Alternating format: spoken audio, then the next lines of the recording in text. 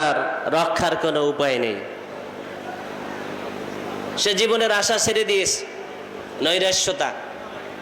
এই অবস্থায় সে দেখলো উপরের দিকে তাকিয়েছে, কূপের সোজা খোলা মুখ, উপরের দিকে তাকিয়ে দেখে যে ওই গাছের একটা বাহিরের একটা গাছের ডাল ওই কূপের সোজা সোজি উপরের দিকে চলে আসছে, আর সেই কূপ বরাবর উপরের দিকে একটা বিশাল মৌচাকের বাসা।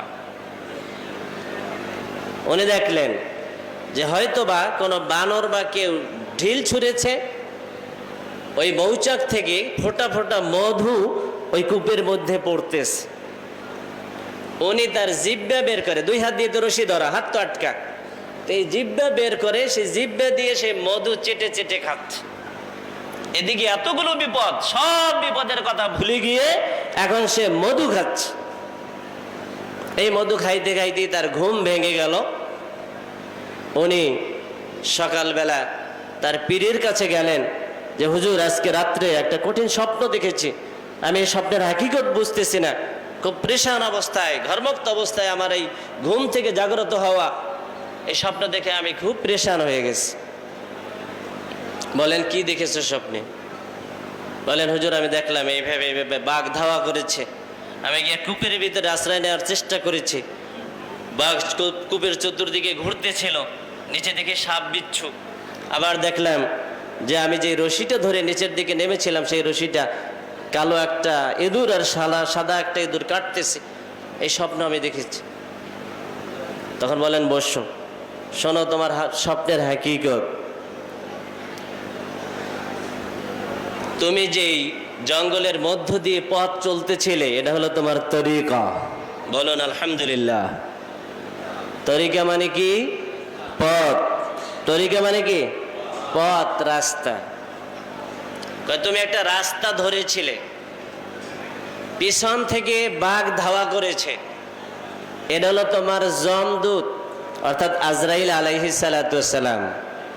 তোমার পিছনে সবসময়ের জন্য সে এই জান কবজ করার জন্য, তোমার প্রাণ নেওয়ার জন্য ওপ পেতে আছে। যেখানেই কাবু করতে পারবে সেখানে তোমার প্রাণ নিয়ে যাবে। এরপরে তুমি যে কূপটা দেখেছো, এটা হলো তোমার কবর। তুমি ওই আজরাইল ধাওয়া করে তোমাকে সর্বশেষ নিয়ে যাবে তোমার ওই গর্ত, ওই কূপ পর্যন্ত। তুমি দেখেছো একটা রশি দিয়ে তুমি নিচে ঝুলে পড়েছো। এই রশিটা হলো তোমার জীবনের হায়াতের রশি। যেই রশিটাকে দুইটা ইঁদুর কাটতেছিল, একটা হলো সাদা ইঁদুর আর একটা হলো কালো ইঁদুর। ওই সাদা ইঁদুরটা হলো দিন, কালো ইঁদুরটা হলো রাত। এই দিন, সাদা ইঁদুর আর কালো ইঁদুর যে রশি কাটতেছে, অর্থাৎ এই দিন আর রাত্রের অতিক্রম, এটা তোমার হায়াতের রশিটাকে প্রতিনিয়ত কেটে কেটে নিঃশেষ করতেছে। তোমার যে কোনো সময় এই হায়াতের যে কোন রশিটা কাটা যখন শেষ হয়ে যাবে, তুমি ওই সাপ মৃত্যু বিশ্ব ভর্তি কবর নামক গর্তের ভিতরে পড়ে যাবে।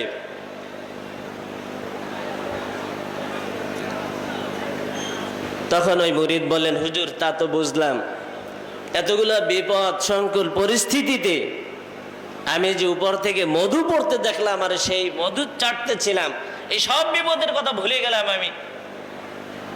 বলেন হ্যাঁ, এটাও একটা দুনিয়ার হাকিকত, তোমাকে স্বপ্নের মাধ্যমে বোঝানো হয়েছে।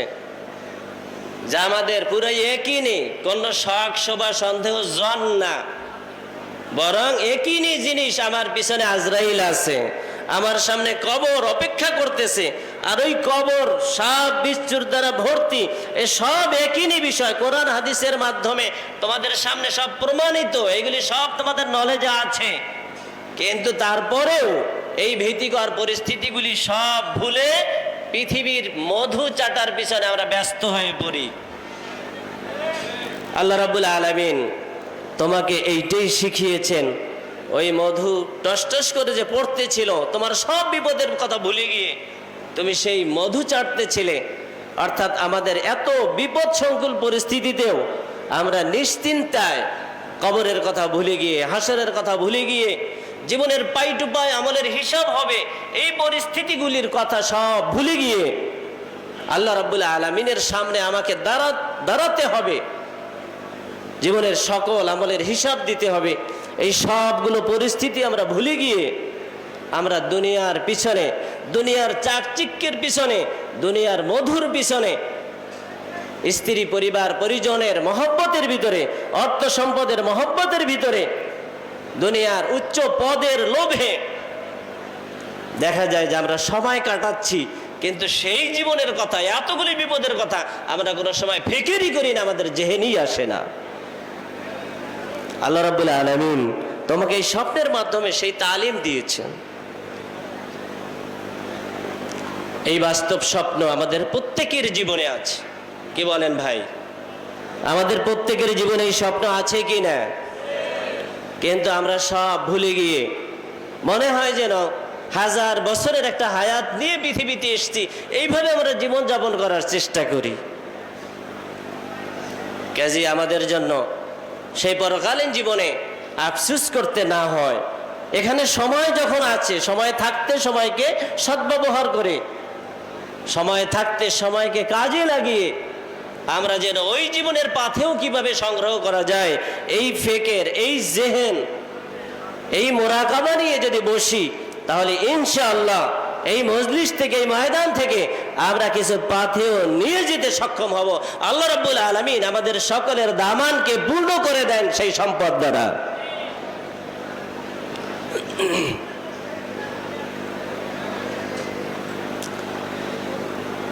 দুরূদ শরীফ পড়েন। বালাগাল উলা বিকামালিহি কাশাফাদ দুজা বিজামালিহি হাসনাত জামিউ খিসালিহি সাল্লু আলাইহি ওয়া আলিহি। আমরা এখানে এসেছি আল্লাহকে পাওয়ার জন্য। বলুন কি জন্য এসেছি?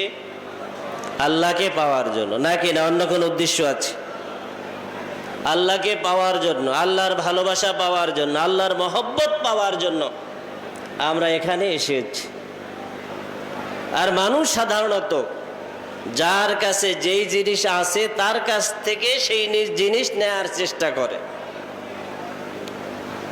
আমাদের যদি তরকারির প্রয়োজন হয়, আমরা যদি এই বাক্কালিদের দোকানে না গিয়ে মুদি দোকানে যাই, সেখানে তরকারি পাওয়া যাবে? পাওয়া যাবে না। আবার মুদি মনোহারি দোকানে যদি আপনি পার্টসের, অর্থাৎ আপনার সাইকেলের পার্টস গেছে, মুদি দোকানে তালাশ করেন, পাওয়া যাবে? পাওয়া যাবে না। আবার স্বর্ণকারের দোকানে গিয়ে আপনি যদি স্টিলের জিনিস তালাশ করেন, পাওয়া যাবে না। প্রত্যেকটা বিষয় কেনার জন্য, প্রত্যেকটা জিনিস পাওয়ার জন্য যাদের কাছে সেই জিনিসটা আছে, সেই ধরনের দোকান চিনে, যার কাছে আছে সেই ধরনের লোকের কাছে যেতে হয়, তার কাছ থেকে সেটা অর্জন করতে হয়। এটা হলো বুদ্ধিমানের কাজ। আর যার কাছে যেটা নাই, তার কাছে যদি সেটা চাওয়া হয়, সে তো দেবে কোত্থেকে? তার কাছে তো নাই। তা আমরা মারেফাত বা আল্লাহ রাব্বুল আলামিনের সান্নিধ্য অর্জন করার জন্য, আল্লাহর পরিচয় জানার জন্য আমরা এখানে এসেছি। কাজে যাদের সাথে আল্লাহ রাব্বুল আলামিনের সাথে পরিচিতি আছে, পরিচয় আছে, তাদের মাধ্যমেই তো আমাকে আল্লাহ রাব্বুল আলামিনের পরিচয় জানতে হবে, কি বলেন? আমি মাঝে মাঝে একটা উদাহরণ দেই। আপনি যদি হুজুর কেবলার সাথে দেখা করতে চান, হুজুর কি হালে আছে, কি পরিস্থিতিতে আছে, এইটা আপনার আগে জানতে হবে। ধরেন আপনি নিরিবিলি একটা সময় পেয়েছেন, এখন মাহফিলের সময় তো অনেক দীর্ঘ সিরিয়াল থাকে, দেখা করতে অনেক কষ্ট হয়। আপনি মাহফিল ছাড়াও অন্য সময় আসলেন, এসে আপনি কুতুবখানায় বসলেন, ওখানে এসে আপনাকে যোগাযোগ করতে হবে। হয়তো ওখানে কুতুবখানায় যারা থাকে, যেমন আমাদের মনির ভাই আছে, হাজীগঞ্জি হুজুর, অথবা সাকিব আছে, এদের একজনকে জিজ্ঞেস করি আমরা গিয়া যে হুজুর এখন কি হালে আছে, পরিস্থিতি কি, কি জিজ্ঞেস করি না?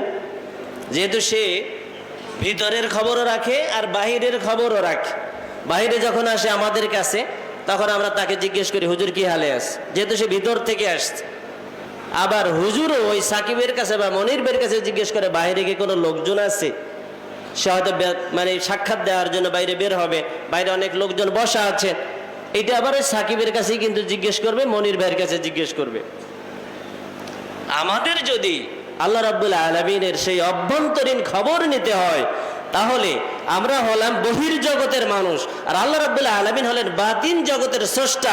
সুতরাং এর মধ্যস্থতাকারী এমন একজন ব্যক্তি ধরতে হবে যার একটা নিসবত, একটা তাআল্লুক এই জগতের সাথে থাকবে আর একটা রোগ তার ওই জগতের সাথে থাকবে। যখন দুই জগতের সাথে মধ্যস্থতাকারী একজন লোক ধরবেন, সে এদিকেও যেমনি ভাবে আপনাকে কিছু মেসেজ দিতে পারবে আর ওই জগৎ থেকে সেই ধরনের মেসেজ, সংবাদ সে নিয়ে আসতে পারবে। এই ধরনের যোগ্যতা সম্পন্ন হতে হবে। কে বলেন? না হলে আপনি যদি ওখানে কুতুবখানায় গিয়ে যে শুধু বাহিরে ঘরে এমন একজনের কাছে জিজ্ঞেস করেন যে হুজুর কি হালে আছেন, সে কিছু বলতে পারবে? যেহেতু ভিতরের ব্যাপারে তার তো কোনো নলেজই নাই, তার তো কোনো খবরই নাই, সে কি মেসেজ দেবে আপনাকে? সে নিজেই তো জানে না কিছু। কাজী হুজুর সম্বন্ধে জানতে হলে যার ভিতরে আসা যাওয়া আছে, ভিতরের খবর আছে আর বাহিরেও সে কিছু দিতে পারবে, এই ধরনের একজন লোক আপনাকে ধরতে হবে। আল্লাহ রাব্বুল আলামিন পর্যন্ত পৌঁছতে হলে একজন বান্দাকে এই ধরনের একটি ওয়াসিলা বা একটা সিস্টেম, পদ্ধতিতে আসতে হবে। এটা আল্লাহ রাব্বুল আলামিন নিজেই বাতলিয়েছেন, আবতাগু ইলাইহিল ওয়াসিলা। কার কথা? আল্লাহর কথা।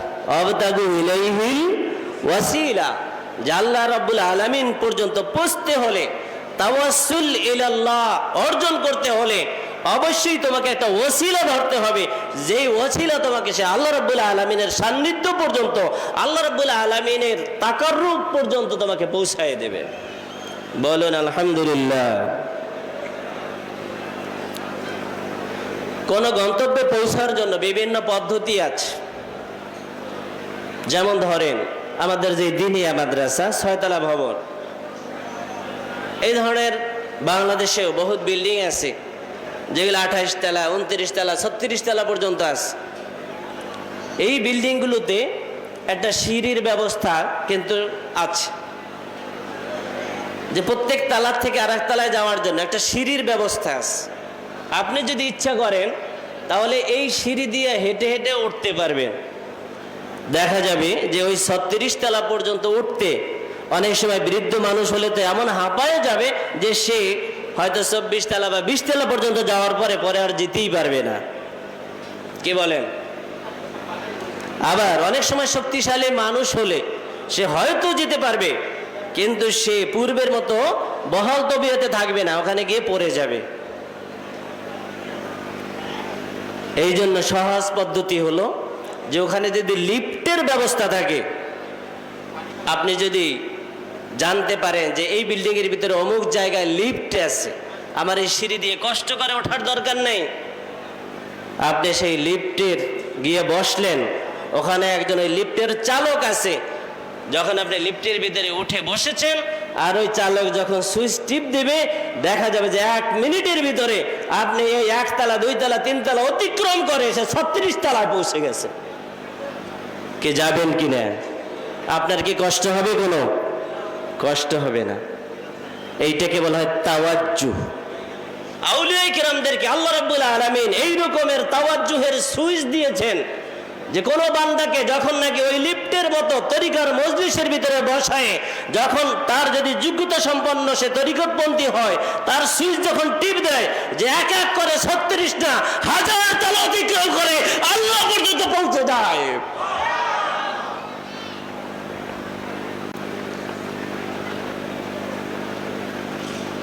কাজী আমি একলা চেষ্টা করে নিজের প্রচেষ্টায় যদি আল্লাহ পর্যন্ত পৌঁছতে চাই, অনেক সময় সক্ষম হবে না, আর যদিও বা হয় তার হুঁশে থাকবে না। সহজ পদ্ধতি, যাদের সাথে আল্লাহ রাব্বুল আলামিনের সাথে তাআল্লুক আছে, তাআল্লুক মা আল্লাহ যাদের অর্জিত হয়েছে, যাদের ভেলায়েত অর্জিত হয়েছে, আল্লাহর মহব্বতের পাত্র হয়েছে, আল্লাহর বন্ধু হয়েছে, এই রকমের একজন লোকের হাতে নিজের জীবনের সুইচ দিয়ে দেই, তারা যেভাবে খুশি সেইভাবে যখন সুইচ টিপবেন, আমাকে আল্লাহ রাব্বুল আলামিনের সান্নিধ্যে পৌঁছাতে তাদের মোটেই সময় লাগবে না। বলুন আলহামদুলিল্লাহ। আউলিয়াদেরকে এই ক্ষমতা আল্লাহ তাআলা দিয়েছেন কিনা বলেন? আপনারা খাজা বাকিবিল্লাহ রহমতুল্লাহ আলাইহির নাম শুনেছেন কি? শুনেছেন না? খাজা বাকিবিল্লাহ রহমতুল্লাহ আলাই, এই ঘটনা আমাদের বামনা হুজুর বিভিন্ন আলোচকদের মুখে অনেকবার শুনেছেন। নান বায়ে, নান ফার্সি শব্দ, নান অর্থ রুটি আর বায়ে মানে বিক্রেতা। নান বায়ে মানে কি? রুটি বিক্রেতা। আমরা অনেক আলোচকরা আছি, কিছু ফার্সি শব্দ ভালো বুঝি না, এই জন্য আলোচনার ভিতরে আসলে ভুল বলি। অনেকে কয় নান ভাই, আসলে নান ভাই এটা কোনো বাংলা ভাই যে এই ভাই শব্দ না, শব্দটা কি? নান বায়ে, বায়ুন মানে বিক্রয় করা, এটার থেকে আসছে বায়ে মানে বিক্রেতা। নান অর্থ রুটি, তো নান বায়ে রুটি বিক্রেতা। খাজা বাকিবিল্লাহ রহমতুল্লাহ আলাই একজন উচ্চ মাকামের ওলি ছিলেন। ওনার ঘরে একদিন মেহমান আসলো। আল্লাহর ওলিরা মেহমান আসলে পরেশান হয়ে যান তাদের মেহমানদারি করানোর ব্যাপারে। ঘরে কিছুই ছিল না মেহমানদের সামনে পেশ করার মতো। উনি পরেশান অবস্থায় সামনে বের হয়েছেন যে মেহমানদারি কি করাবেন। সামনে একটা দোকান ছিল, রুটির দোকান। ওই রুটি দোকানদার খাজা বাকিবিল্লাহ রহমতুল্লাহ আলাইকে দেখেই বুঝতে পেরেছিলেন যে তার বাসায় হয়তো রুটির প্রয়োজন, তার কোনো মেহমান আসছে দেখছে, আবার সে হঠাৎ তাড়াহুড়ো করে পরেশান অবস্থায় বের হয়েছেন। উনি ডেকে বলেন, হুজুর আপনার বাসায় বোধহয় রুটির প্রয়োজন, আপনি রুটি নিয়ে যান। উনি তার কাছে মূল্যও জিজ্ঞেস করলেন না, কিছু বললেন না, শুধুমাত্র খুশি হলেন যে এই লোকটা আমাকে বিপদের সময়, এই মেহমানদারি আজকে করতে পারতাম না, বিপদের সময় সে আমাকে উপকার করেছে। উনি রুটি নিয়ে তাড়াতাড়ি মেহমানদারির ব্যবস্থা করলেন। মেহমানদের মেহমানদারি করানোর পরে খাজা বাকিবিল্লাহ রহমতুল্লাহ আলাই যখন ফ্রি হলেন তখন গেলেন রুটি বিক্রেতার কাছে, তোমার রুটির মূল্য কত, রুটির মূল্য নাও। ওই নান ভাই বা রুটি বিক্রেতা বলতেছে যে হুজুর আমি টাকা নেব না, এই রুটি আপনাকে এমনিই দিয়েছি। উনি বললেন না, এটা হবে না, তোমাকে টাকা নিতেই হবে, তোমাকে মূল্য নিতে হবে, কত মূল্য বলো। বারবার যখন ইসরার করতেছে তখন রুটি বিক্রেতাও মানে পণ্ডিত ছিল, না হলে এই কথা তো মুখ থেকে বের হওয়ার কথা না। উনি বললেন যে হুজুর আপনি যদি দিতেই চান এর মূল্য, তাহলে আমার মূল্য হলো যে আপনার মতো খাজা বাকিবিল্লাহ বানাতে হবে আমাকে। খাজা বাকিবিল্লাহ রহমতুল্লাহ আলাই বিপদে পড়ে গেলেন। দেখে বললেন যে তোমার অন্য যা চাওয়ার সেটা চাও, তুমি এই কথাটা ফেরত নাও। উনি বললেন হুজুর আমার দ্বিতীয় কিছু চাওয়ার নাই, আপনি যদি আমাকে আপনার মতো খাজা বাকিবিল্লাহ এই রকমের ওলি বানায় দিতে পারেন, এইটাই আমি শুধু চাই, দ্বিতীয় কিছু আমি চাই না, আমি কোনো রুটির মূল্য নেব না। কঠিন ভাবে ধরেছে। খাজা বাকিবিল্লাহ রহমতুল্লাহ আলাই এইবার দেখলেন যে সে নাসর বান্দা, কোনো মতেই অন্য কিছু চাইতেছে না, সে ছাড়তেছে না। তখন তাকে বললেন ঠিক আছে অজু করে আস। অজু করে যখন তাকে আনা হলো, তার নিজের হুজরার ভিতরে নিয়ে দরজা বন্ধ করে দিলেন। দরজা বন্ধ করে দিয়ে ওই রুটি বিক্রেতা বা নান ভাইকে সামনে নিয়ে খাজা বাকিবিল্লাহ রহমতুল্লাহ আলাই তার নিজের পক্ষ থেকে এমন ফায়েজ, এমন তাওয়াজ্জু দিলেন যে খাজা বাকিবিল্লাহ রহমতুল্লাহ আলাইহির ভিতরে যা কিছু ছিল সবটা ওই নান ভাই বা রুটি বিক্রেতার ভিতরে চলে গেল। বলুন আলহামদুলিল্লাহ।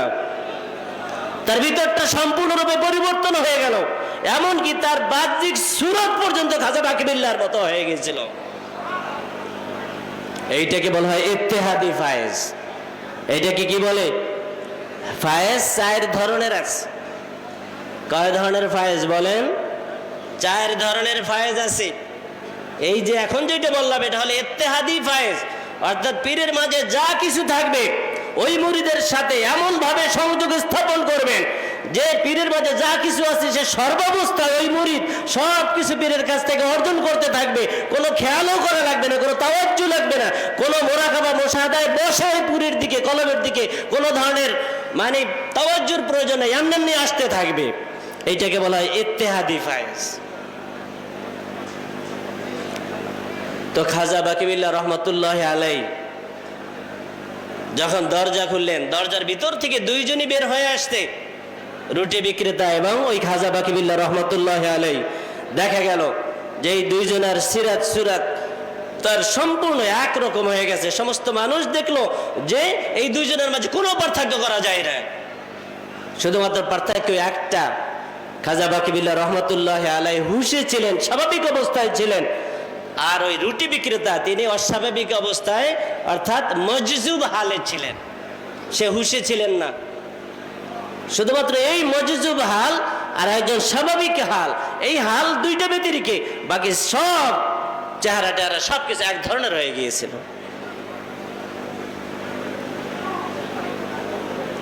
তো বলতেছিলাম যে ফায়েজ এইটাকে বলে কি, ইত্তেহাদি ফায়েজ। একটু খেয়াল করে শুনবেন ভাইরা, আমরা শিক্ষা নেওয়ার জন্য এখানে এসেছি। যেই শিক্ষা দিক বিশ্বজোড়া পাঠশালা মোর, সবার আমি ছাত্র, এই বিশ্বে সব জায়গা থেকেই অনেক কিছু শেখা যায়। আমরা যারা ওস্তাদ আছি আমাদের ছাত্রের কাছ থেকে বহুত কিছু শিক্ষার আছে। আমি যদিও আপনাদের অনেকেরই ছাত্রের বয়সী, আমাদের ওস্তাদরাও অনেকেই আছেন এই মজলিসের ভিতরে, কিন্তু আমাদের সবার কথার থেকে কিছু কিছু শিক্ষণীয় বিষয় থাকে। আপনার যেগুলি জানা আছে সেগুলি আর একবার শুনলেন, আর একটু চর্চা হলো। যে বিষয়টা আপনার জানা নেই সেটা আপনি নোট করে নিলেন, কোট করে নিলেন, এইটা আপনার জীবনের একটা পাথেও হলো, একটা সংযোগ অ্যাড হলো আপনার এলেমের সাথে। কথা শোনায় লস তো নাই, কে বলেন ভাইয়েরা? তো বলতেছিলাম যে ফায়েজ হলো কয় প্রকার? 3 প্রকার। একটা বলা হয়, এই ফায়েজকে আরবিতে বলা হয় তাওয়াজ্জু। আমরা যেটাকে ফায়েজ বলি এটাকে কি বলে? তাওয়াজ্জু। তাওয়াজ্জু, তাসির, এটাকে বিশ্বাস করেন কিনা সবাই? তাসির আছে না? কথার তাসির আছে, জিকিরের তাসির আছে। বর্তমান যুগে এক শ্রেণীর মানুষ বের হয়েছে যারা এগুলি বিশ্বাস করতে চায় না, প্রত্যেকটা জিনিসের দলিল তালাশ করে। সব জিনিস দলিল দিয়ে বোঝা যায় না। আমার আব্বা একটা কথা মাঝে মাঝে বলতেন যে কিছু জিনিস আছে যেগুলি অনুভব করতে হয় মজলিসে বসে, এগুলি দলিল দিয়ে বোঝানোর জিনিস না। যদি ফায়েজ তাওয়াজ্জু কেউ বুঝতে চায় তাকে পীরের মজলিসে এনে বসায় দেয়, সে যদি অনুভব না করে, সেটা বুঝতে না পারে, তখন বলবে যে কি বলেছিলে, যে ফায়েজে তাওয়াজ্জু আছে কিনা। আহমদ শাহ নামে ইন্ডিয়াতে একজন শায়েখ আছেন। আমি ইন্ডিয়াতে থাকাকালীন অবস্থায় 3 বছর ইন্ডিয়া ছিলাম। যেহেতু সারসিনার থেকে ইন্ডিয়া গেছি দেওবন্দে পড়াশোনা চলাকালীন সময়, আমার মানে ঘোরাফেরাটাও ছিল এই দরবার কেন্দ্রিক। ওখানে কয়টা দরবার আছে, এক রমজানে এক হুজুরের কাছে আমি ইতিকাফও করেছিলাম এই তরিকতের মাশায়েখদের মধ্য থেকে। তো এই আহমদ শাহ এর কাছে একজন কওমি আলেম, যারা এই মানে তাওয়াজ্জুকে বিশ্বাস করে না, অর্থাৎ কওমি সব যে তাওয়াজ্জুকে বিশ্বাস করে না এমন না, তো কওমিদের মধ্য থেকে অনেক দেওবন্দীদের মধ্যে অনেক ভালো তরিকতপন্থী লোক আছে যারা নিয়মিত তরিকা মস্ক করে। কিন্তু সব দলের মধ্যে কিছু কিছু লোক এ ধরনের থাকে যারা বুঝের অভাবে এই সমস্ত জিনিসগুলিকে অস্বীকার করে। এই ধরনের একজন আলেম একবার ওই আহমদ শাহর কাছে গেছে, গিয়ে বলতেছে, হুজুর আপনারা এই যে তাওয়াজ্জু বলেন, ফায়েজ বলেন, এগুলি কোনো দলিল আছে? এগুলি কোনো কোরআন হাদিসের মধ্যে আছে? এগুলি আপনারা পেলেন কোথায়? তো যখন নাকি হঠাৎ করে মজলিসের ভিতরে একজন শায়েখের কাছে এই ধরনের একটা প্রশ্ন করে, তাকে আটকানোর জন্য, বেইজ্জতি করার জন্য চেষ্টা করে, তখন কিছু কিছু জবাব আছে দলিল ভিত্তিক জবাব, আর কিছু কিছু জবাব দিতে হয় এগুলোকে বলা হয় ইলজামি জবাব, তাৎক্ষণিক মানে পরিস্থিতির আলোকে জবাব দেওয়া।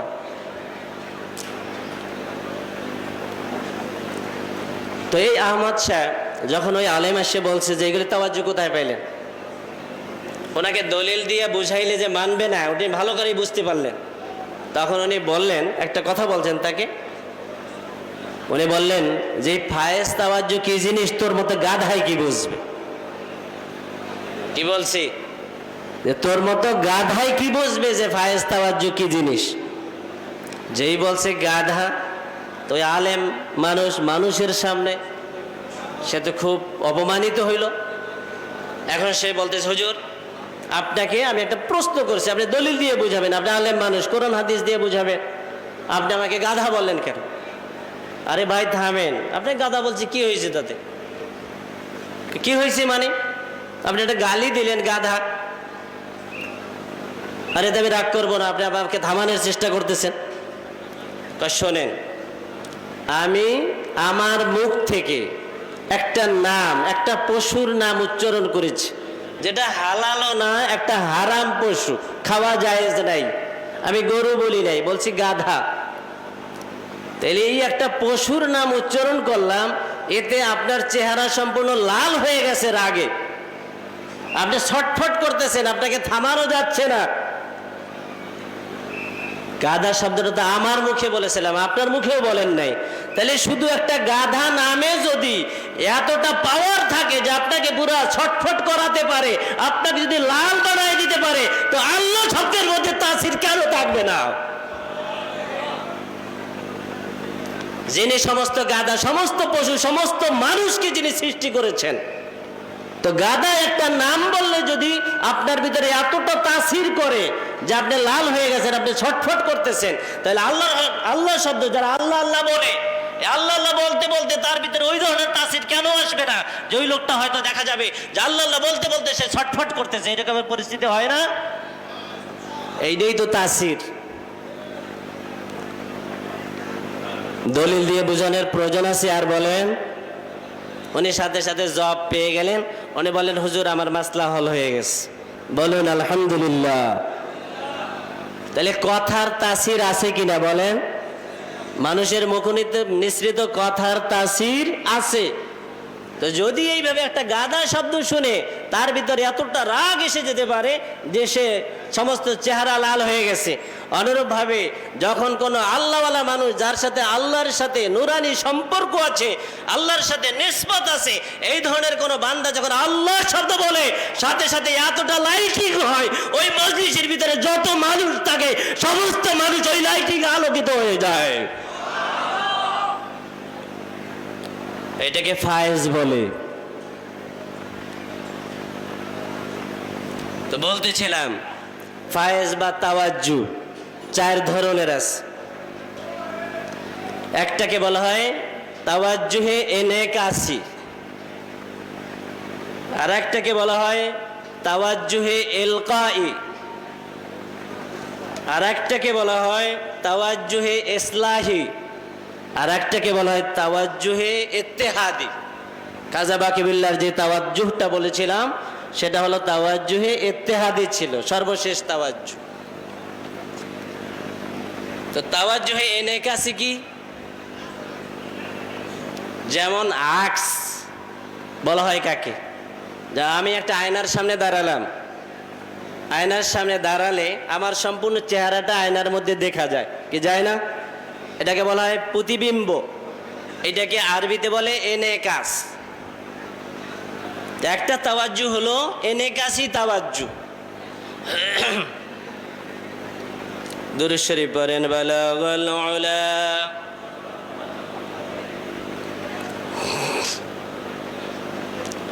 কাশাফাদ দুজা বিজামালিহি حسنت جميع خصاله صلوا عليه وآله بلغ العلا.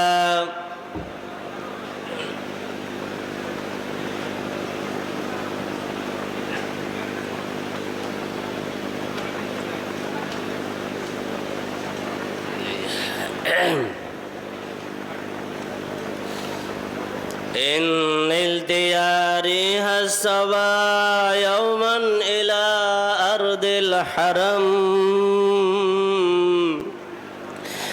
بلغ سلامي روضة فيها النبي المحتشم بلغ العلا كشف الدجى بجماله حسنت جميع خصاله صلوا عليه وآله. বলতেছিলাম একটা হলো ইনকাসি তাওয়াজ্জু বা ইনকাসি ফায়েজ, এর উদাহরণটা ধরেন, আমরা একটা মজলিসে বসা আছি, এক লোক ভালো ধরনের একটা আতর মেখে আমাদের এই মজলিসের ভিতরে আসলো।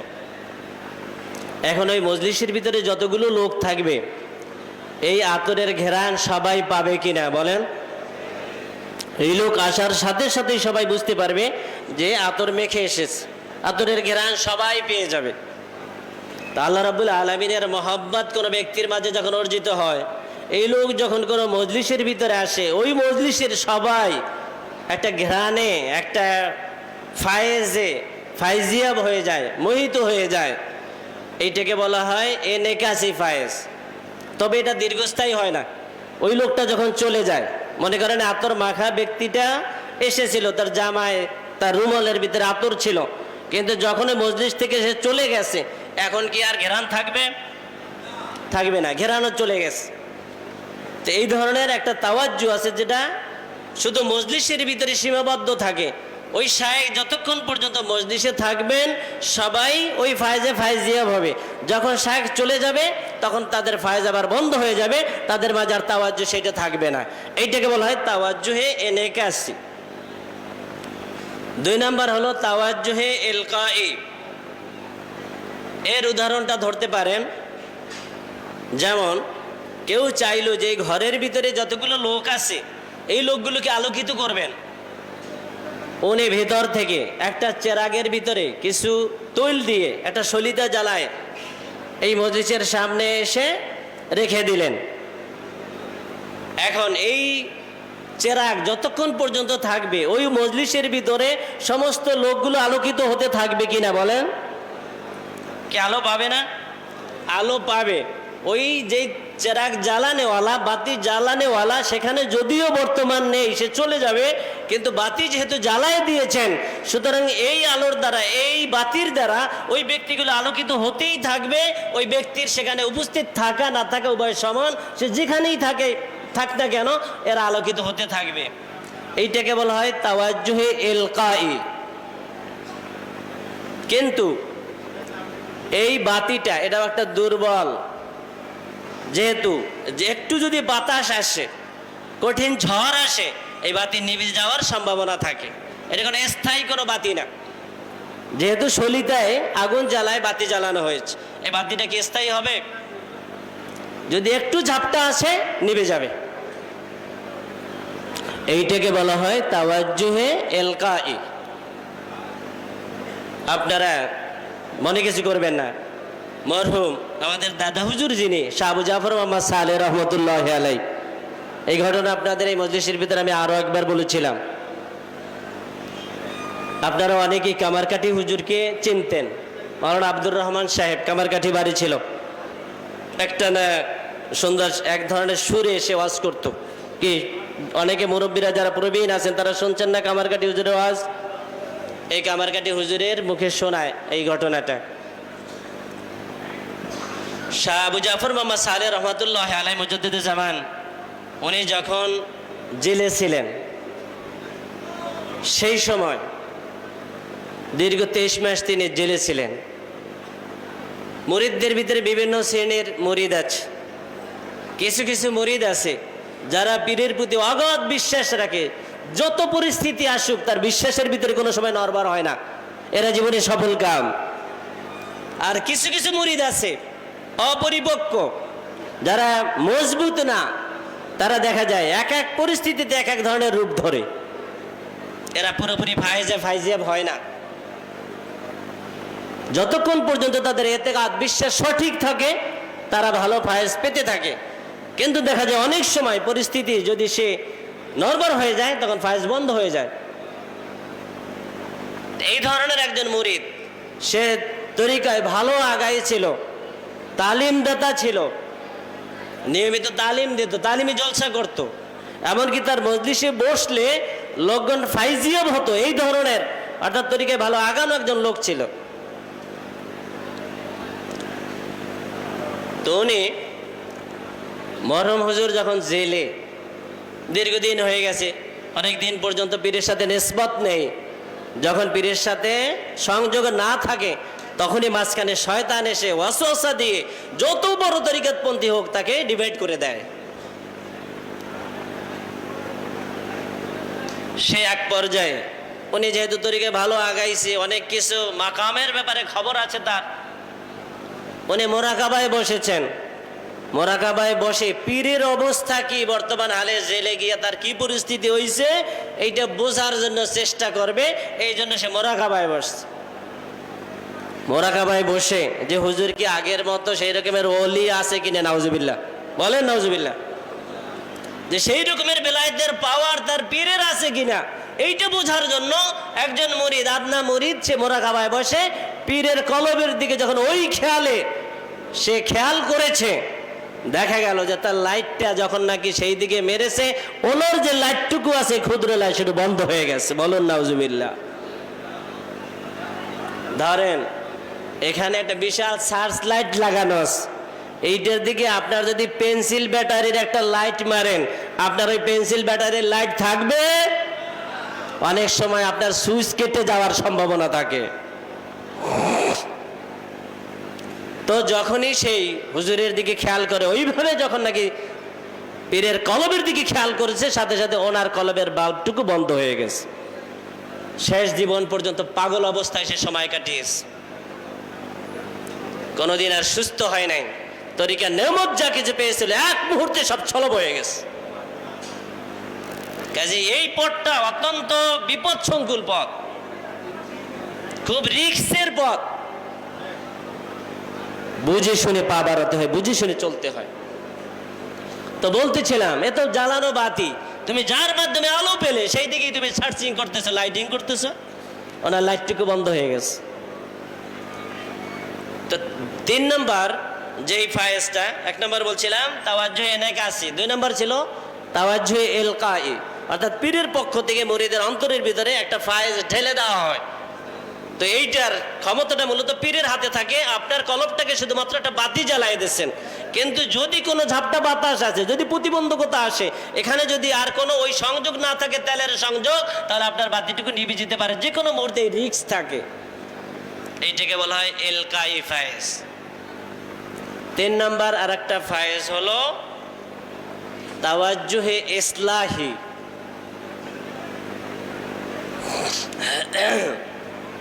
তাওয়াজ্জুহে ইসলাহির উদাহরণটা বুঝে নেন। যেমন আপনার নদীর সাথে আপনার পুকুরের একটা সংযোগ আছে। এখন আপনার এই পুকুরে বা কূপ যদিও ছোট, কিন্তু গভীর সমুদ্রের সাথে, নদীর সাথে এটার সংযোগ, একটা লাইন কেটে এর সাথে একটা সংযোগ স্থাপন করেছেন। এখন ওখানে প্রতিনিয়ত পানি আসে, আপনি সেখান থেকে পানি উঠায় উঠায় চাষাবাদ করতেছেন, খরচা করতেছেন, কোনো দিন কি আপনার এই পানি নিঃশেষ হবে? যেহেতু এর সংযোগটা নদীর সাথে, তো বিশাল সমুদ্র নদীর সাথে আমার যদিও ক্ষুদ্র একটা কূপ এটা, কিন্তু এইটার সংযোগটা যেহেতু সমুদ্রের সাথে, এই পানি কোনোদিন নিঃশেষ হবে না। এখান থেকে আমি উঠায় উঠায় লোকজনকে খালি পানি দিচ্ছি, সমস্ত বাগানে পানি দিচ্ছি, প্রতিনিয়ত আমি অনেক পানি উঠাচ্ছি, কিন্তু কোনোদিন এই পানি নিঃশেষ হবে না। কারণ কি? সমুদ্রের সাথে এর সংযোগ আছে। কিন্তু এই সংযোগটাও অতটা দীর্ঘস্থায়ী না। এখানে যদি এই সমুদ্রের সাথে আপনার কূপের সাথে যে সংযোগের লাইনটা আছে, একটা হয়তো ড্রেনের মাধ্যমে বা খালের মাধ্যমে আপনি পানির সংযোগটা দিয়েছেন, কোনো সময় যদি এখানে কঠিনভাবে কোনো প্রতিবন্ধকতা আসে, বাদ দেওয়া হয়েছে, তাহলে এই পানির আসার লাইন বন্ধ হয়ে যাইতে পারে। কি পারে কিনা? কঠিন বাধা ছাড়া, একটা বাদ দেওয়া ছাড়া, সামান্য কোনো জিনিস 2 সাইডে যদি চাকা ফেলা হয় অথবা কোনো টগর আসে, যা কিছু আসে সব ভাষায় নিয়ে যাবে। স্বাভাবিক প্রতিবন্ধকতা কোনো সময় পানির সংযোগকে বন্ধ করতে পারবে না। কিন্তু অনেক কঠিন বাধা যদি আসে, একবার বাধা দেওয়া হয়েছে, তখন হয়তোবা এই সংযোগটা, কূপের সংযোগ বন্ধ হয়ে যেতে পারে। তো তরিকতপন্থীদের মধ্য থেকে তরিকা মস্ক করতে করতে কিছু কিছু মানুষের সাথে, ওলির সাথে, ওই আল্লাহর মানে বন্ধুর সাথে এমন একটা সংযোগ হয়ে যায়, যেমন নদীর সাথে সমুদ্রের সাথে আমার ওই কূপের মানে সম্পর্ক। এখান থেকে যতই পানি, তো বললাম ইসলাহি, এরপরে গেল এনেকাসি, এরপরে গেল কি এলকাই, 3 নম্বরে গেল ইসলাহি, এরপরে 4 নম্বর হলো ইত্তেহাদি ফায়েজ, যেটা প্রথমেই বলেছিলাম আমি। যেমনটা খাজা বাকিবিল্লাহ রহমতুল্লাহ আলাই ওই নান বায়ে বা রুটি বিক্রেতাকে যে ফায়েজ দিয়েছিলেন, অর্থাৎ পীরের ভান্ডে যা কিছু আছে সব মুরিদ পেয়ে যাবে, এইটাকে বলা হয় এলকাই ফায়েজ। বলুন আলহামদুলিল্লাহ।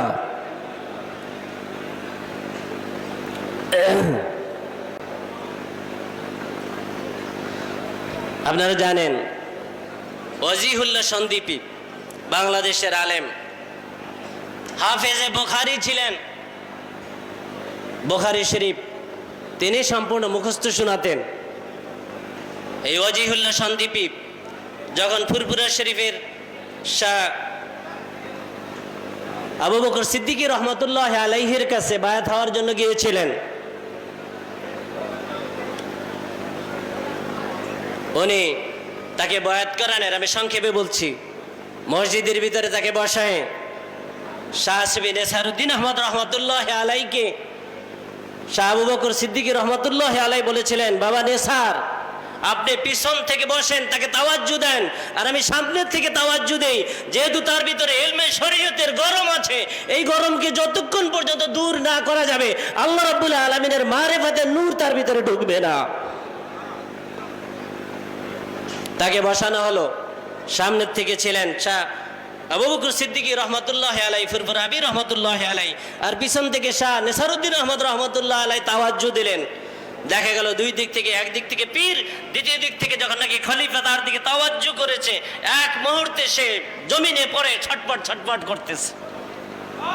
দীর্ঘ সময় যখন হয়ে গেল, শাহ সুবি নেসারউদ্দিন আহমদ রহমতুল্লাহ আলাই পীরের দিকে ইশারা করে জিজ্ঞেস করলেন, হুজুর অনেক সময় তো হয়ে গেছে, বেহুশ অবস্থায় ছটফট করতেছে, মনে হয় যে হাত পাও সব কিছু ছিন্ন ভিন্ন হয়ে যাবে, এই ধরনের পরিস্থিতি, এখন তাকে তাসকিনের ফায়েজ দিব কিনা, অর্থাৎ তাকে এখন থামানোর জন্য তাসকিনের ফায়েজ দেওয়া হবে কিনা।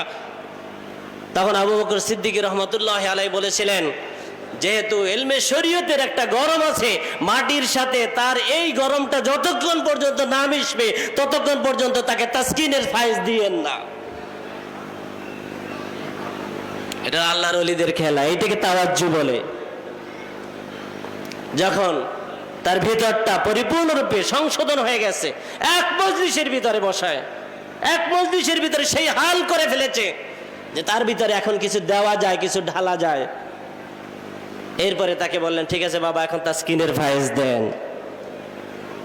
বলুন আলহামদুলিল্লাহ। আউলিয়ারা হাসতে কুদরত আজেলা, তীরে জুস্তা বাজে গর্দা নাজেরা।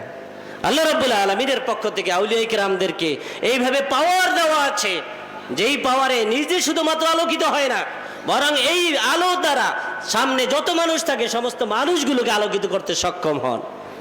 আমি মাঝে মাঝে তালিমি জলসা একটা উদাহরণ দিয়ে থাকি, যে আউলিয়া কিরামদের এই তাওয়াজ্জুহের উদাহরণটা কেমন। যেমন আমার হাতে একটা ছোট্ট বড় গ্লাস আছে, সূর্যের দিকে যদি এই গ্লাসটা ধরা হয়, দেখা যাবে সম্পূর্ণ সূর্যটাই ওই গ্লাসের মধ্যে চলে এসেছে। কি আসে কিনা বলেন? এটাকে এনেকাস বলে, এটাকে আকস বলে, প্রতিবিম্ব। আমি সূর্যের দিকে তাকাতে পারি না, কিন্তু যখন এই গ্লাসের ভিতরে সূর্যটা চলে আসে, এইটার দিকে তাকাতে পারেন? পারবেন না। এটা তো সূর্য না, এটা সূর্যের একটা প্রতিবিম্ব।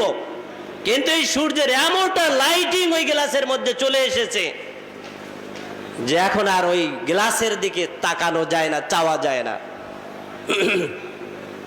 আর এই গ্লাসটা এমনটা, মানে সূর্যকে এমন ভাবে ধরেছে, এই গ্লাসটাকে সূর্যের দিক থেকে একদিক থেকে আলো এই গ্লাস ধরেছে, আর এইটাকে যদি সামনের দিকে মারা হয়, সার্চ করা হয়, সামনে যতগুলো মানুষ থাকবে সূর্যের আলো পড়লে যেমনি ভাবে আলোকিত হয়, এখন এই গ্লাসের আলোটা যাদের উপরে পড়েছে তারাও সবাই আলোকিত হয়ে গেছে।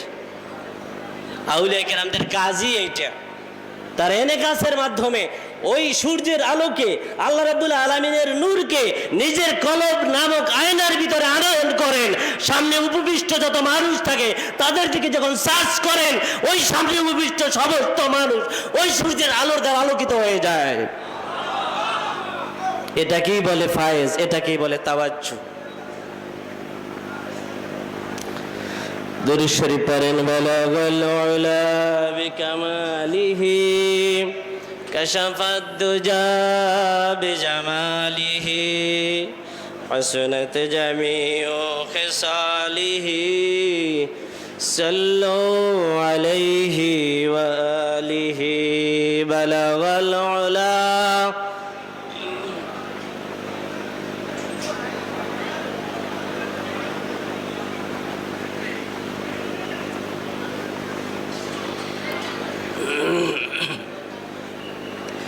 بلغ العلا بكماله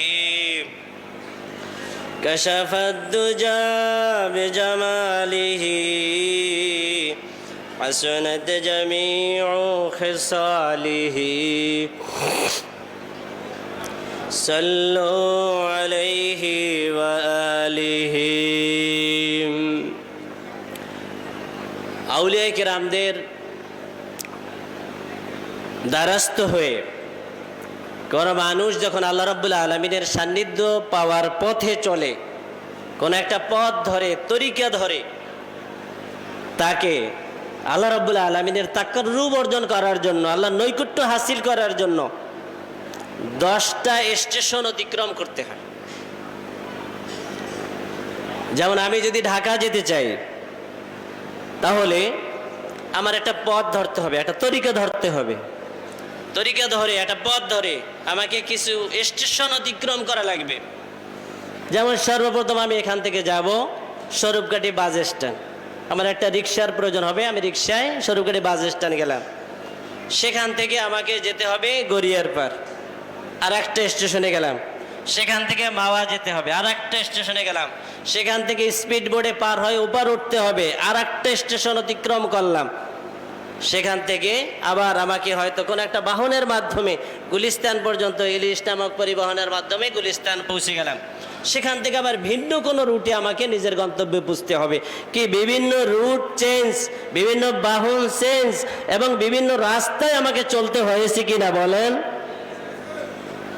কোনো মানুষ যখন এই তরিকা ধরে, কোনো মানুষ যখন কোনো একটা আল্লাহকে পাওয়ার পথে আসে, তাকে অনুরূপভাবে কিছু মাকাম অতিক্রম করতে হয়, কিছু পথ, কিছু স্টেশন তাকে অতিক্রম করতে হয়, এরপর আল্লাহ রাব্বুল আলামিনের সান্নিধ্য পায়। এই মাকামগুলি, এই স্টেশনগুলি জানার প্রয়োজন আছে কিনা বলেন?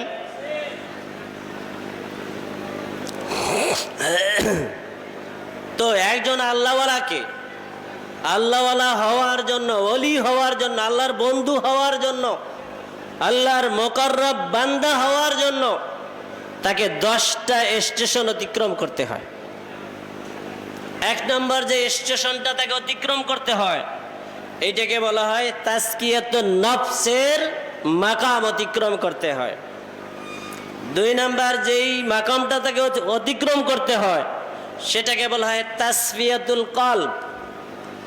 একটা হচ্ছে নফসের সাধনা, আর একটা হচ্ছে কলবের সাধনা। আমরা অনেকেই আছি যেই তাজকিয়া বলতেই বুঝি যে কলবের সাধনা। না ভাই,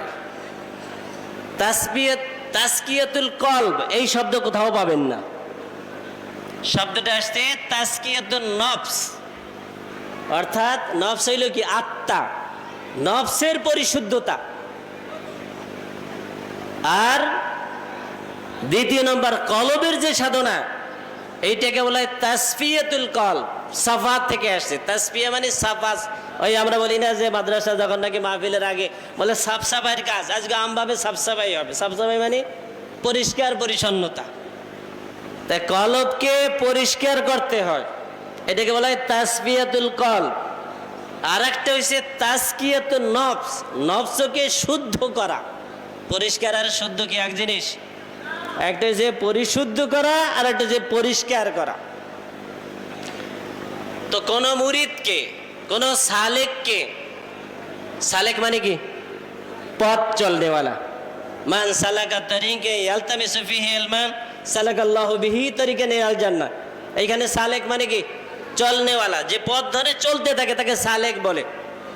অনুরূপভাবে তরিকতের পরিভাষাও হলো যে একজন মুরিদকে বলা হয় সালেক। তো কোনো সালেক বা তরিকা ধরে যে চলতে থাকে, সর্বপ্রথম তার কাজ হলো, তার সাধনা হলো তার নফস বা আত্মাকে শুদ্ধ করতে হবে, পরিশুদ্ধ করতে হবে। এইটাকে বলা হয় তাজকিয়াতুন নফস। আল্লাহ রাব্বুল আলামিন তাই নির্দেশ দিয়েছেন, কদ আফলাহা মান যাক্কাহা ওয়া কদ খাবা মান দাসসাহা। কি আছে না? কদ আফলাহা মান যাক্কাহা, এই হাজমের ফিরছে কোন দিকে? নফসের দিকে। ওয়া নাফসি ওয়া মা সাওয়াহা, এই যে নফসের কসম করেছেন আল্লাহ তাআলা, এই নফসের দিকে ফেরায় আল্লাহ রাব্বুল আলামিন শেষে গিয়ে বললেন, কদ আফলাহা মান যাক্কাহা, কদ আফলাহা মান যাক্কান নফস, যেই ব্যক্তি নফসের তাজকিয়া করেছে সেই জীবনে সফলতা অর্জন করেছে। এখানে কিন্তু কলবের দিকে ফিরানো হয় নাই। যাক্কার জমিরকে, যাক্কার পরের মাহফিলের জমির কলবের দিকে না, বরং নফসের দিকে ফিরানো হয়েছে, মুআন্নাসের জমির। এক নম্বর বান্দাকে যেই সাধনা করতে হয় আল্লাহ রাব্বুল আলামিন পর্যন্ত পৌঁছার জন্য, সেটা হলো তাজকিয়াতুন নফসের সাধনা। দেখেন, কোন ব্যক্তি যদি কোনো পথে চলতে হয়, তাহলে তাকে এক নম্বর কাজ হলো যে শত্রু দমন করা। এই পথে কোনো শত্রু আছে কিনা একে আগে হটাতে হবে, নাইলে পথেই নামা যাবে না। শত্রু সরানো। কেউ যদি কোনো একটা জমিন চাষ করতে চায়, তাহলে তাকে আগে আগাছা সরাতে হবে, এরপর চাষ করলে সেই নাড়াটা ওই জমিনে লাগবে। আর যদি পুরা জঙ্গল ভর্তি, বন ভর্তি একটা জমিন আছে, এইখানে আপনি শুধু গরু দিয়া লাঙ্গল দিয়ে চষতে থাকেন, সমস্ত ওই লাঙ্গুলের যে চাষ করা এটা বেহুদা যাবে, যেহেতু সেখানে ঘাস ভর্তি, জমিনে লাগবে না। তো বুদ্ধিমানের কাজ হলো যে আগে ওই ঘাস পরিষ্কার করেন, এরপর অল্প চাষ দেন, কাজ হবে। তো নফস এটা হলো মানুষের প্রধান শত্রু। আমাদের জান্নাতে যাওয়ার পিছনে দুইটা শত্রু কার্যকরী। একটা শয়তান হলো, মানে শত্রু হলো ওপেন শত্রু, সে হলো শয়তান। শয়তান আল্লাহ রাব্বুল আলামিনের সাথে চ্যালেঞ্জ করে এসেছেন যে কিভাবে আপনার এই আদম সন্তানরা জান্নাতে আসে সেটা আমি দেখে ছাড়বো। কোরআনে আছে না, আমি তাদেরকে ডান দিক থেকে ওয়াসওয়াসা দেবো, বাম দিক থেকে ওয়াসওয়াসা দেবো, সামনের থেকে ওয়াসওয়াসা দেবো, পিছন থেকে ওয়াসওয়াসা দেবো। আর অধিকাংশ বান্দাকে আপনি মাশকুর হিসেবে, শুকরগুজার হিসেবে পাবেন না। এই চ্যালেঞ্জ শয়তান করে আসছে। তো একটা শত্রু হলো আমার শয়তান, এ সবসময় চায় আমি যেন জান্নাতের পথে না যাইতে পারি। দুই নাম্বার হলো আমার ভিতরগত আর একটা শত্রু, সেটা হলো আমার নফস। কোরআনে বলা হয়েছে, ইন্নান নফসা লাআম্মারাতুন বিসসু।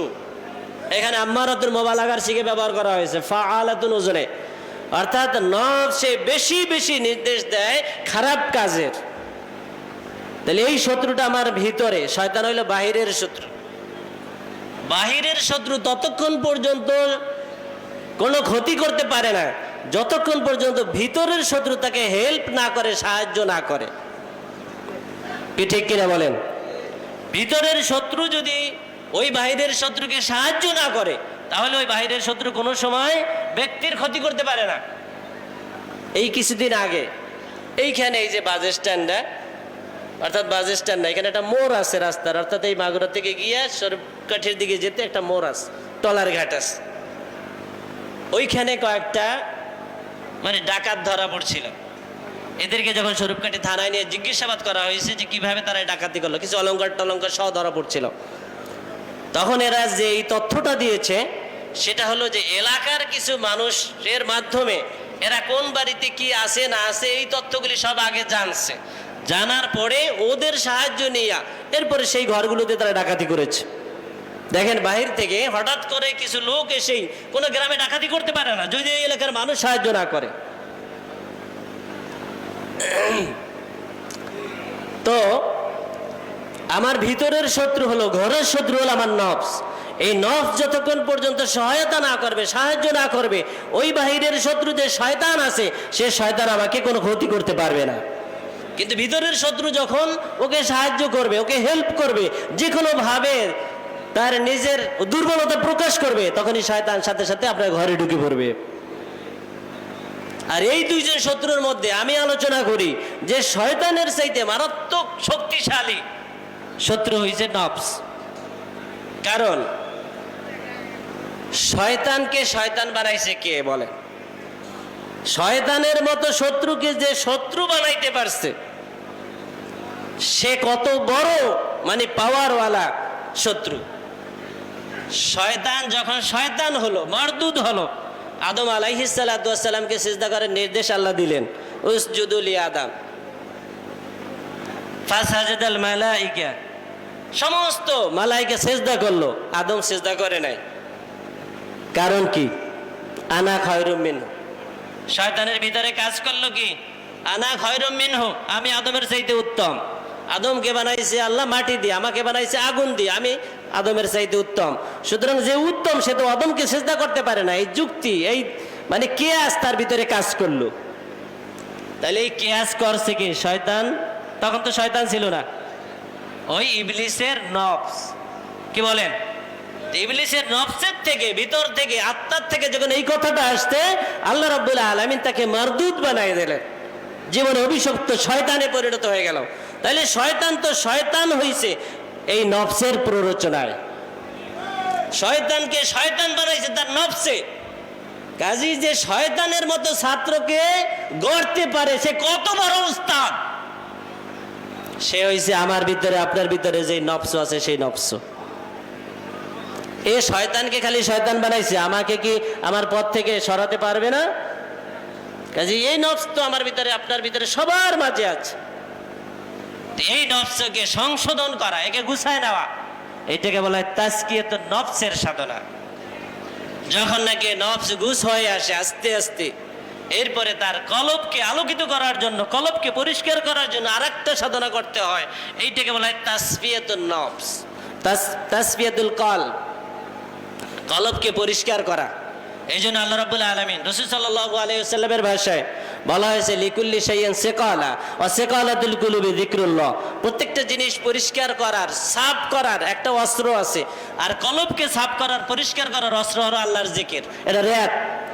আমি বলি যে রিয়াদ দিয়া ঘষাকে ভিতরে দেয় না উপরে দেয়? বলেন, লোহার জং উপরে ধরে না ভিতরে ধরে?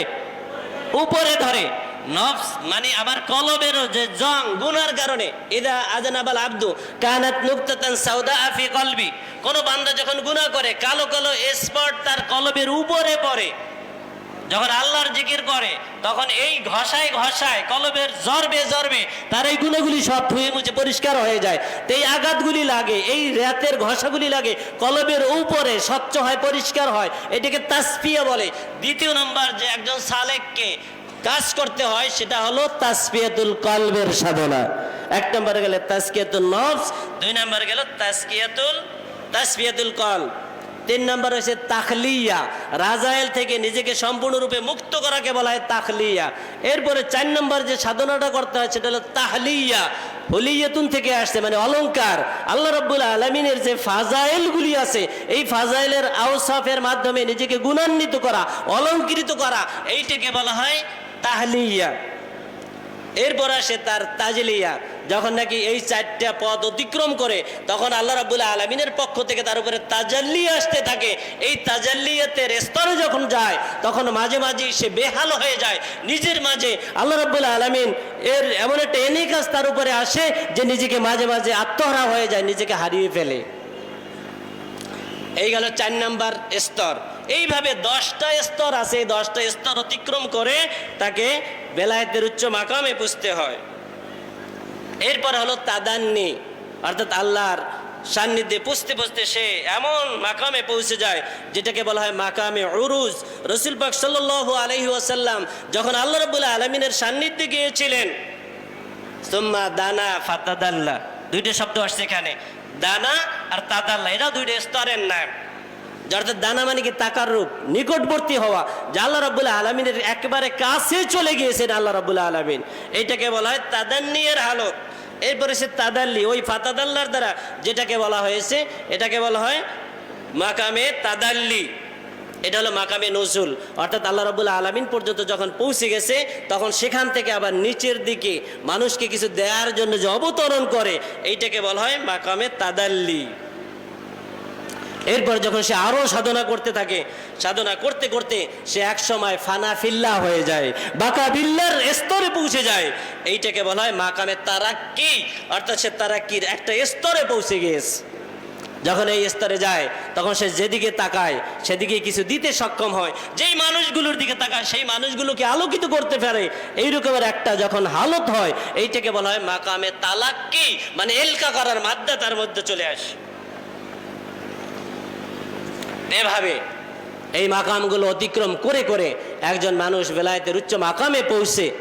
আমি শুধু স্তরগুলি বললাম, এখন আমাদের কাজ হলো সাধনা করে করে এই মাকামগুলো অর্জন করা এবং পীরের নজরে থেকে একের পর এক এই মাকামগুলো অর্জন করে করে বেলায়েতের উচ্চ মাকামে পৌঁছা। আমরা মাদ্রাসায় শুধু ভর্তি হয়েছি, যদি পড়াশোনা না করি, সাধনা যদি না করি, এই মাকামগুলি ক্লাসগুলো ডিঙ্গানের জন্য চেষ্টা যদি না করি, তাহলে আমাদের এই ভর্তি হওয়ার সার্থক হবে না। আল্লাহ রাব্বুল আলামিন আমাকেও যেন এই তরিকতের মাদ্রাসার ভর্তিকে সার্থক করেন, আমিও যেন ভালো ছাত্র হতে পারি এবং আপনারাও সবাই যেন ভালো ছাত্র হয়ে এখান থেকে বেলায়েতের উচ্চ মাকামে অধিষ্ঠিত হয়ে পূর্ণ ফায়েজে ফাইজিয়াব হয়ে যেতে পারেন। আল্লাহ রাব্বুল আলামিন সকলকে কবুল করেন। ওয়া আখির দাওয়ানা আনিল হামদুলিল্লাহি রাব্বিল আলামিন।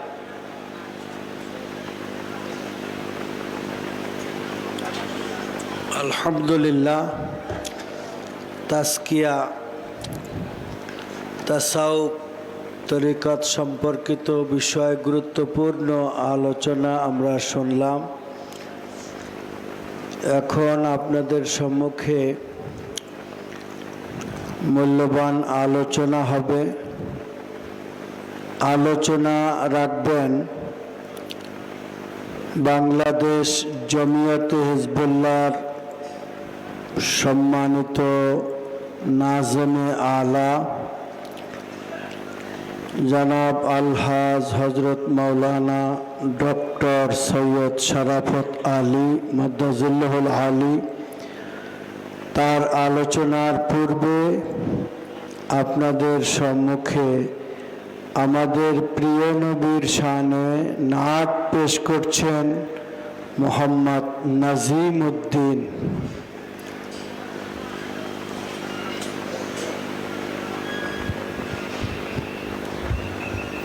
আসসালামু আলাইকুম ওয়া রাহমাতুল্লাহি ওয়া বারাকাতুহু।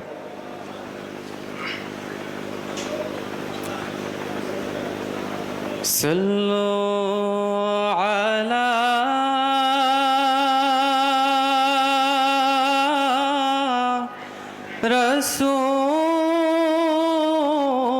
রাসূলিনা সাল্লু আলা মুহাম্মাদিন। নবী গো তোমার নূরানী চেহারা দেখিতে চাই জীবনে, তুমি বিনে সবই বৃথা, লাভ কি বেচে ভুবনে। নবী গো তোমার নূরানী চেহারা দেখিতে চাই জীবনে, তুমি বিনে সবই বৃথা, লাভ কি বেচে ভুবনে। কেমন করে আছো দূরে এই অধমকে ছাড়িয়া, মন মানাতে পারি না যে তোমাকে না দেখিয়া। কেমন করে আছো দূরে এই অধমকে ছাড়িয়া, মন মানাতে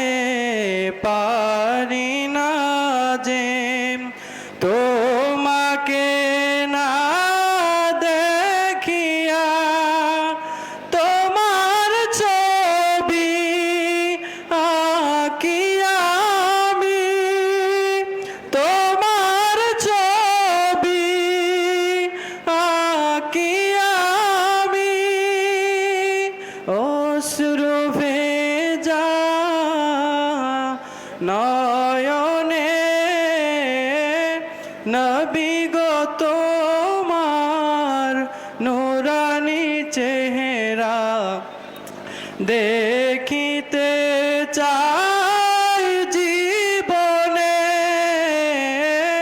তুমি বিনে সবই বৃথা লাভ কি বেচে ভুবনে কত জনম কেটে গেল তোমাকে না দেখিয়া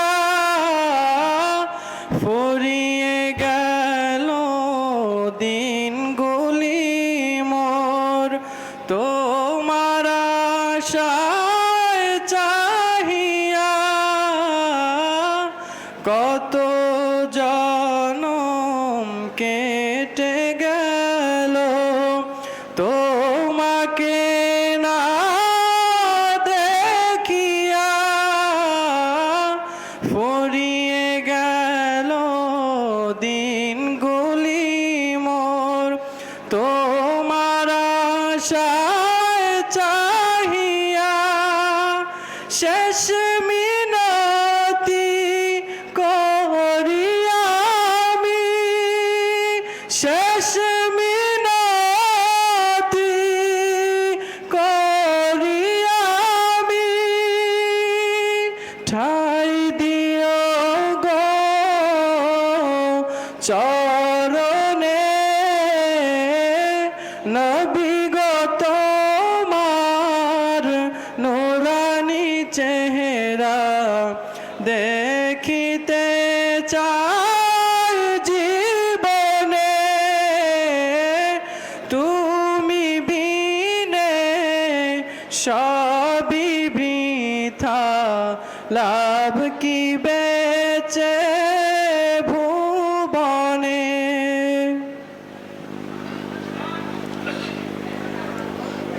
এখন আপনাদের সম্মুখে আমির হিজবুল্লাহ হজরত পীর সাহেব হুজুর কেবলার নির্দেশে মূল্যবান বিষয়ের উপরে বক্তব্য পেশ করবেন বাংলাদেশ জমিয়তে হিজবুল্লাহর মোহতারাম নাজেমে আলা ডক্টর আলহাজ হজরত মাওলানা সৈয়দ মোহাম্মদ শরাফত আলী মাদ্দাজুল্লাহুল আলী।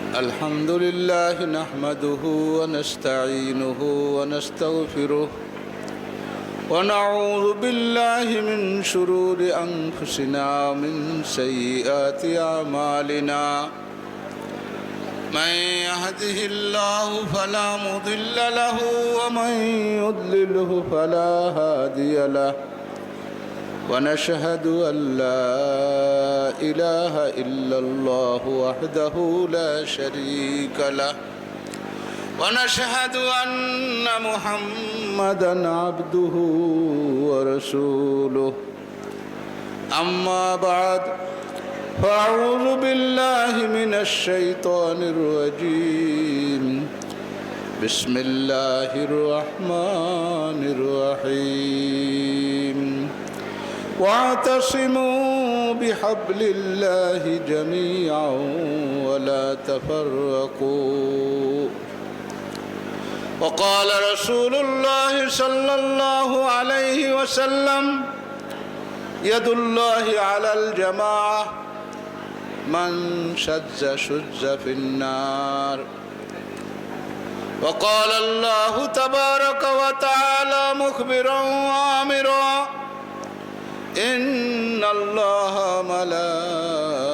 ملائكته يصلون على النبي يا أيها الذين آمنوا صلوا عليه وسلموا تسليما صلى الله على محمد صلى الله عليه وسلم صلى الله على محمد صلى الله عليه وسلم فمحمدنا هو سيدنا فالعز لنا لإجابته صلى الله على محمد صلى الله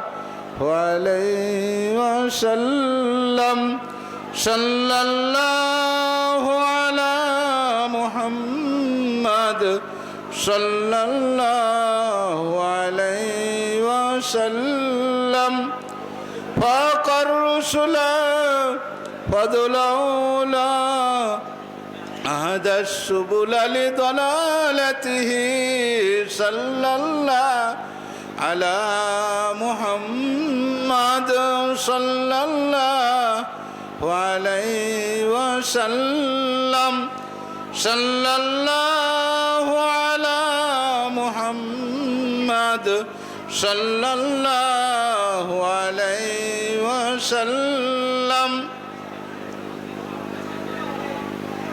सरसीना दरबार शरीफे अत्र दरबार शरीफेर प्रतिष्ठाता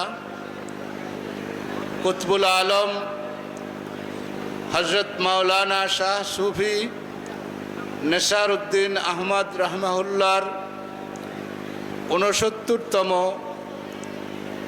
इंतेकाल बार्षिकी एवं तदीय जानशीन मुजद्दिद जमान मरहुम हजरत मौलाना शाह अबू जाफर मोहम्मद सालेह रहमाहुल्लार 31तम इंतेकाल बार्षिकी उपलक्षे आयोजित इसाले सवाब महफिल एवं सरसीना दारुस्सुन्नात कामिल माद्रासा और सरसीना दारुस्सुन्नात जामिया निसारिया दिनियार वार्षिक महफिल उपलक्षे आयोजित এই ফাল্গুন মাসের মাহফিলের সদরে আঞ্জুমান আমির হিজবুল্লাহ আমির শরিয়ত তরিকত শাইখুনা ও মুর্শিদুনা মুজাদ্দিদে জামান सरसीना शरीफेर आला हजरत पीर साहेब हुजूर कबला बांग्लादेश जमियते हिजबुल्लाह सीनियर नायबे आमिर सरसीना दारुस्सुन्नात जामिया निसारिया दिनियार मोहतरम रईस बड़ो शाह साहब हुजूर कबला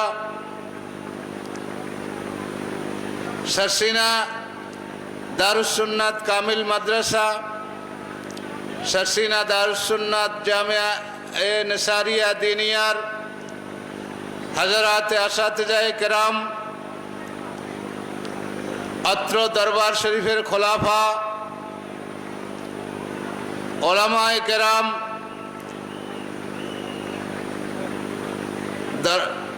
अत्र दरबार शरीफेर मुरीदीन मुहिब्बीन अत्र महफिले आगत दिनदार मुसलमान भाईरा अस्सलामु आलैकुम व रहमतुल्लाह।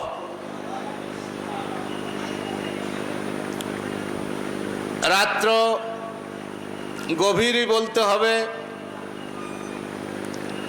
तथापि এই লক্ষ লক্ষ লোকের সমাবেশে দুটো কথা শোনার এবং হৃদয়ঙ্গম করার সুযোগটুকু আগামীকাল আর পাওয়া যাবে না। কারণ আগামীকাল বাদ জোহর আখিরি মোনাজাতের মাধ্যমে এই 3 দিন ব্যাপী মাহফিলের ইখতিতাম সমাপ্তি হবে। অনেকেই প্রথম দিন থেকেই মাহফিলে আসেন, কতকে বা আজকে এই মাহফিলে যোগদান করেছেন।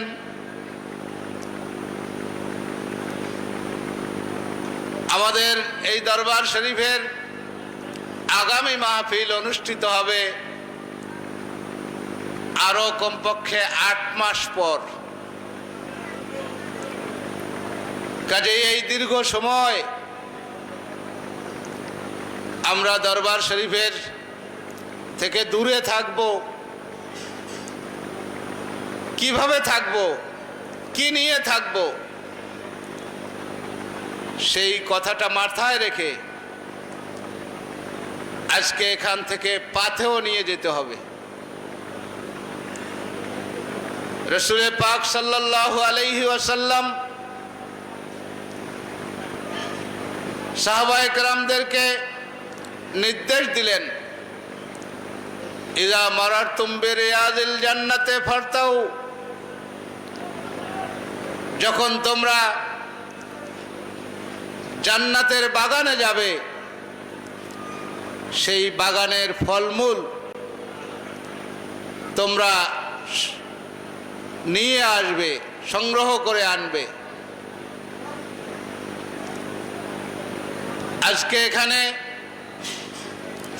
সারসিনা দরবার শরীফকে কেন্দ্র করে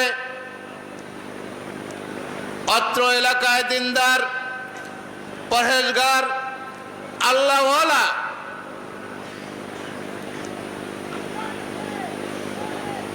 আমাদের এই মজলিসে এমন অনেক ব্যক্তি রয়েছেন যাদের ব্যাপারে হাদিস শরীফে ইরশাদ হয়েছে, লাউ আকসামা আলাল্লাহি লা আবাররা। আল্লাহর কতক বান্দা আছেন,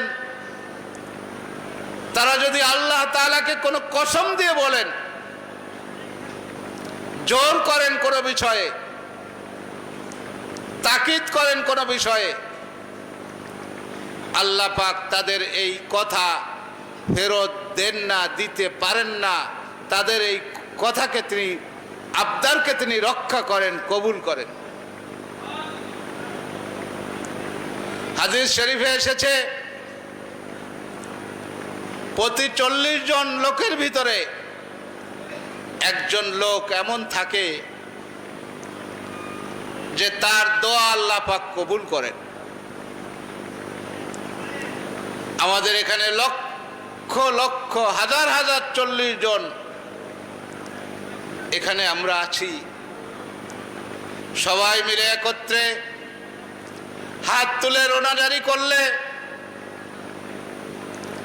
আল্লাহর দরবারে কিছু চাইলে, নিজের জীবনের গোনা কথা খেয়াল করে 2 চোখের পানি ছেড়ে দিলে হয়তো ওই মকবুল বান্দাদের ওসিলায় আল্লাহ পাক আমাদেরকেও মাফ করে দিবেন। প্যারে হাজিরিন, যারা ঘুমিয়ে আছেন তাদেরকে জাগানোর প্রয়োজন নেই। যারা সজাগ আছেন তাদের প্রতি আমার কথা, আপনারা বেখেয়াল না থেকে, আপনারা অন্যমনস্ক না থেকে, শুয়ে তন্দ্রা এবং ঘুমের মাঝামাঝি অবস্থায় না থেকে একটু বসে মাইকের দিকে মনোযোগ দিয়ে মাইকের কথাগুলো শোনার চেষ্টা করুন। হতে পারে একটি কথায় আপনার জীবনের মোড় ঘুরে যেতে পারে।